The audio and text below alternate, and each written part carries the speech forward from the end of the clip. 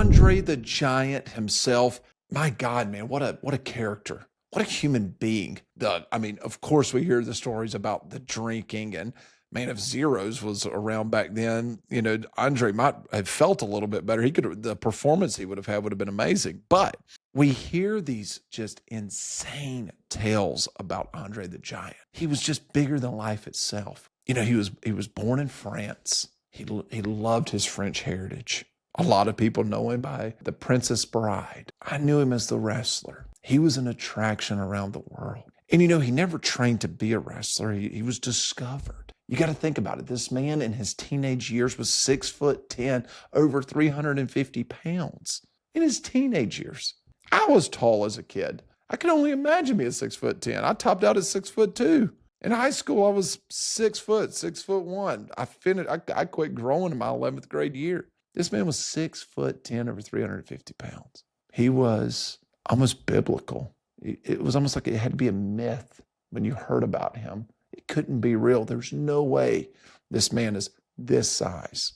In the 1970s, when he began his career, or by the 1970s, he was wrestling in the 60s, but by the 70s, man, he was a worldwide attraction. He was promoted as undefeated for over a decade. He had to be. How can you beat Andre the Giant? Who's going to beat Andre the Giant? Who's going to roll out there and actually take down, at the time, by then, he's 7'4", 500 pounds plus. Tell me who on the roster is going to beat a guy that's 7'4", 500 pounds. You've got to remember, we were deep into kayfabe. People weren't smartened up by this point. Maybe a handful, but people weren't smartened up at this point, okay?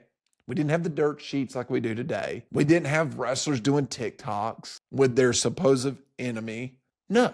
A 7'4", 500 pound plus man cannot be beaten. He was the first final boss, an unbeatable attraction. He was the measuring stick for immortality. We hear about the immortal Hulk Hogan. Absolutely not. It was Andre the freaking Giant. That's who was immortal. That's who the final boss was. You got to remember, in the locker room, we've heard these stories. If he didn't like you, you didn't get to come in the locker room. You go change somewhere else. If he didn't want you around, he kicked you out, and there was no arguing. As a 42-year-old, I remember Andre towards the later, that latter end of his career, and he was a shell of what he once was. He was broken. He was hurting.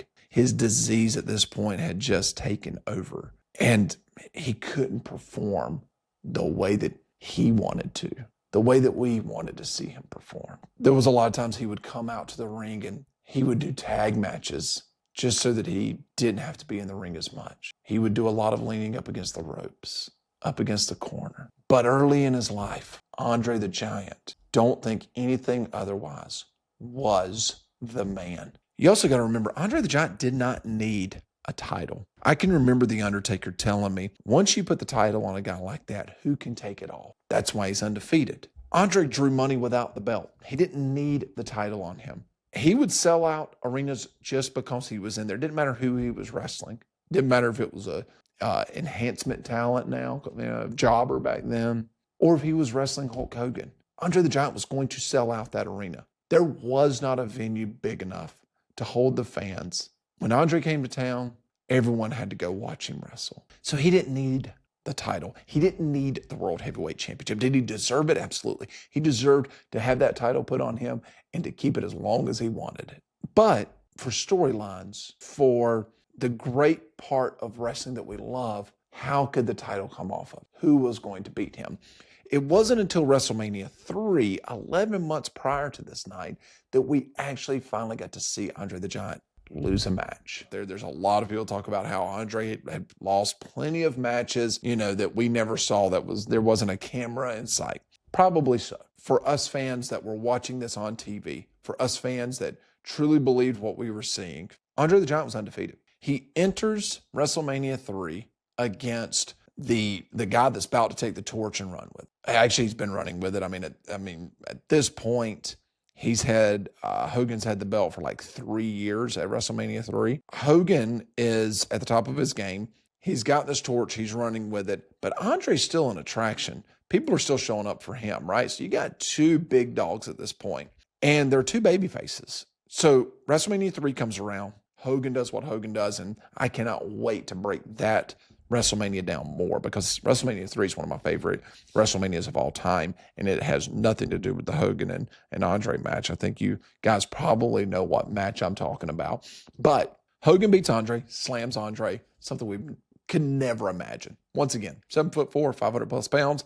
Who's picking that up? You know what I mean? Mark Henry's not around. It cements Hulk Hogan's legacy in WWE history at that point, okay? That makes him an automatic Mount Rushmore guy. But we fast forward 11 months later, February 5th, 1988, Hogan versus Andre. We're in Indianapolis. We could not imagine what actually happens. We're now seeing Andre's got to become a heel. Andre's got to turn. He's a babyface. The company knows that they're going to run with Hogan. Hogan is their ultimate babyface. He's got to be the guy moving forward. We can only have one tip of the spear babyface. By the mid-'80s, Hogan and Andre are not only friends, but they're allies. They're equals. No one was an equal to Andre prior to this. Prior to this, Andre was the man. That was it. It wasn't until WrestleMania 3, Hogan wins. And that night, 11 months prior to him winning the title, I think Andre felt like, I just lost my mystique. The aura of invincibility was gone. His position at the top of the mountain has now been overtaken. Probably feeling that way a little bit prior, seeing Hogan run with the title for 3 years. But Andre never needed the title, so that wasn't a big deal to him. But getting body slammed in front of 93,000 people, that takes away from who you are, what your entire career has been built on. But for Andre, worse than all of that, I believe, was how the place erupted and they cheered Hulk Hogan and not Andre the Giant. This is the first time that's ever happened in Andre's career. It's the first time he's ever felt that. It's the first time where the pop wasn't for him. It was for the other guy. What could Andre do to get his career back? How can Andre get back to the top of the mountain where he deserves to be? For him to get back to the top of the mountain, he has to turn heel. There's only one babyface. He has to turn heel. Hogan's taken over. Hogan is as babyface as they come. We're taking our vitamins. We're saying our prayers. We're doing it all. He is the man. The kids love him. So what does a giant do? He becomes a bad guy.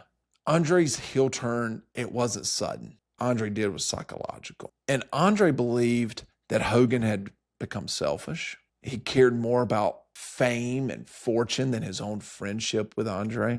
And Hogan was protecting his spotlight. He wouldn't allow the spotlight to shine on another babyface. What happens?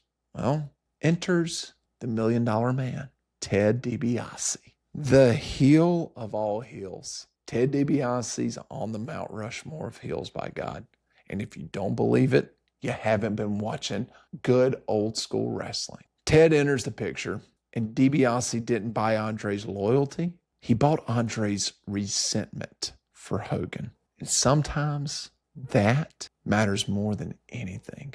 If you can find someone that will hate your enemy just as much as you, an enemy of my enemy is my friend. I think I said that correctly. I don't know.